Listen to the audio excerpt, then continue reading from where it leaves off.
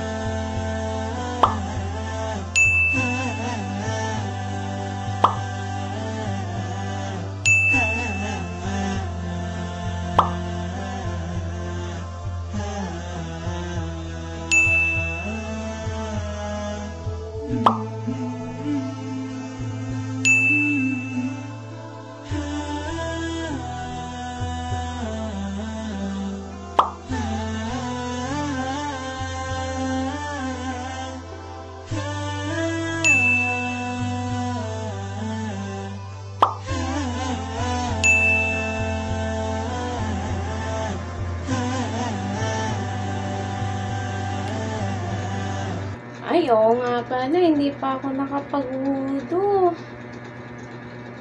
Hindi pa pala ako nakapag-wudu. Diba may ganon yung tapos na tayong magsala, tapos mamaya-maya naalala natin na ay wala pa pala tayong wudu. Diba meron yung ganon, yung nakakalimutan natin na hindi pa pala tayo nakapag-wudu. So, dito, nung naalala ko na hindi pa ako nag-wudu, syempre, automatic na mag-wudu tayo para magsala ulit. Yun po kasi ang turo sa atin ng ating mga ustad, shaykh, imam, na kapag naalala natin na wala pa pala tayong wudu, automatic po na mag-wudu po tayo at isasagawa po natin ulit yung sala na itinayo po natin. Diba po minsan nakalimutan natin wala pa pala tayong wudu pero tapos na tayong magsala. Diba minsan umiiral yung tamad natin. Parang tamad na tayong ulitin ulit. Lalo kung may gagawin pa tayong importante. Pero syempre po, Muslim tayo. Naniwala tayo na walang ibang Diyos na karapat dapat sambahin maliban kay Allah.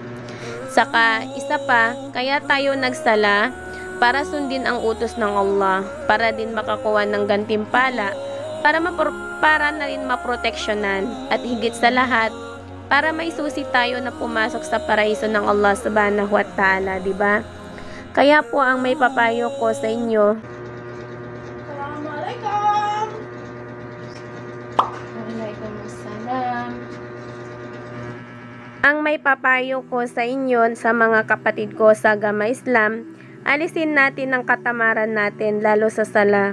Kung alam natin na hindi pa pala tayo nakawudu, magwudu tayo at ulitin natin ang sala. Kung Salatul Fajr man yan, Salatul Zuhur, Asar, Maghrib o Isha. Ulitin natin kasi tandaan natin para sa atin din po yan. Wala pong ibang makakatulong sa atin sa ilalim ng lupa at lalo na sa araw ng paghuhukom. Kundi inni. Ako lang, sarili lang po natin. Hindi ko po binubuhat ang sarili kong bangko, kundi ang payo na ito ay higit po sa aking sarili. Sige po, hanggang dito na lang po.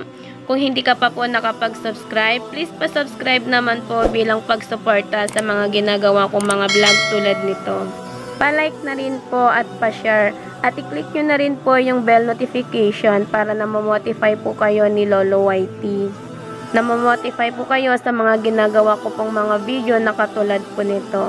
Kung may katanungan man po kayo, pwede po kayong mag-comment po dyan sa ibaba. Sasagutin ko po sa abot po ng makakaya ko at sa tulong na rin po ng mga kapatid ko sa Agama Islam. Ito po si Nisrin na nagsasabing alamin, tuklasin at pag-aralan natin kung sino po si Allah Subhanahu wa Ta'ala at kilalanin po natin kung sino po si Allah Subhanahu wa Ta'ala. Marami pong salamat.